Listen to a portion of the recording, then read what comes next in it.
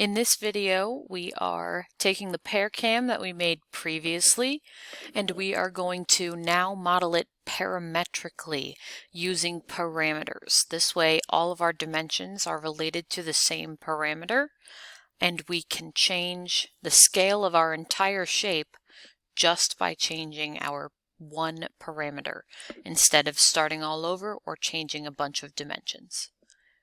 Before we do this, we're going to go ahead and make a copy of this file because we want to keep this file as it is just in case we want to come back to it. So we'll find it where we've saved it, right-click, and hit copy. It's going to ask me where I want to copy it to. I want to keep it in that same folder. I say copy, and now I have two versions of this file. If I right-click on the one that I'm in, I can rename it, and I'm going to call it Parametric Pear cam. So now we can change this as we need. The first thing we have to do is we have to set our parameters. To find our parameter menu, we go to Modify, Change Parameters, and it'll pop up this box. This shows us what parameters we have. We are currently setting user parameters. We don't have any user parameters yet, but that's what we are creating in order to parametrically model our shape. We're going to click Add User Parameter. It's that little plus sign. We need to give it a name, an expression, and a comment. The name should be only one word. Fusion only allows you to use one word. And it should reference in some way what it's representing so that we can know what it is that this is representing. So this is going to be for our diameter, so I'm going to call it dia. And the expression I want to start with is 2. And then for the comment, this is our nominal diameter, so we're going to type that out entirely. And then we're going to make a second parameter just for fun. And this is going to be the axle diameter, so I called it axle. This is going to be 0.25. The expression section is called expression because you can also enter an entire mathematical expression here, and it will calculate it for you, but we don't need to. We just need 0.25.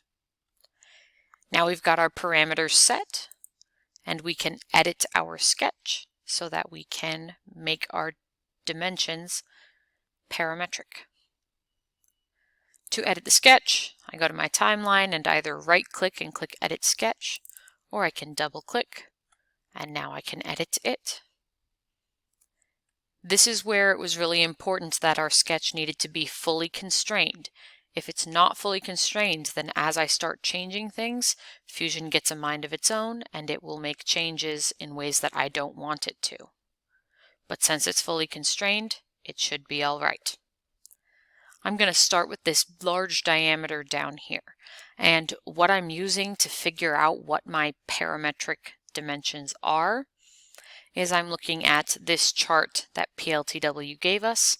We've got the Pear cam right down here. Our parameter in this case is D, which is the nominal diameter. That's going to be equivalent to what we called dia. Dia is our D. So if I look at my large circle here, it tells me that parametrically our radius is D divided by 2.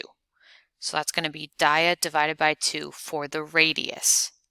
But again, just like when we were making the shape, I need to look and see Fusion isn't asking for a radius. Fusion is asking for a diameter.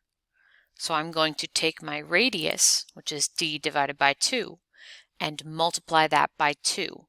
And so I get just D. And again, D is what it's called here, our nominal diameter, but here in Fusion we called it dia.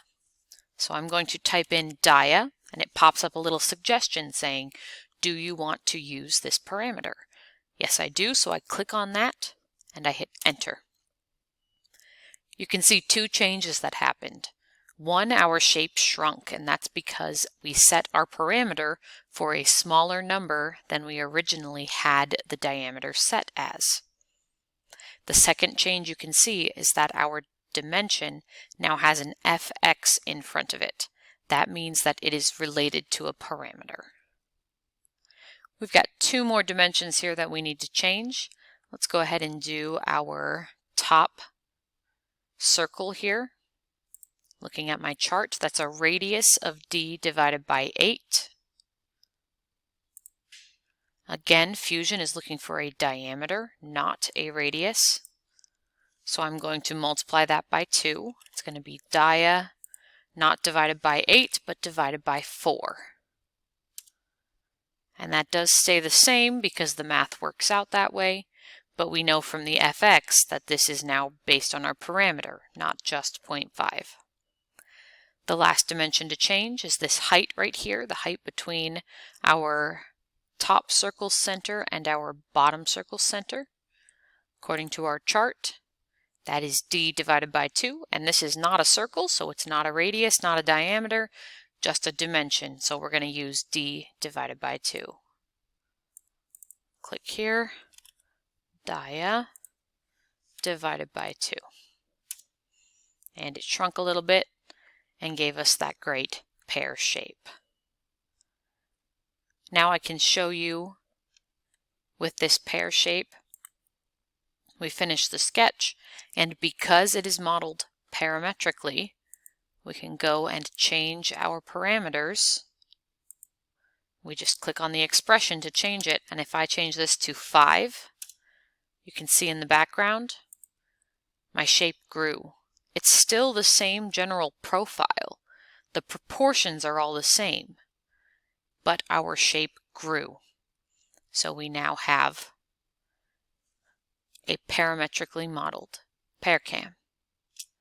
What I want you to submit is before we change that parameter, before we change the parameter, submit a screenshot of this entire screen showing your parametrically modeled pear cam.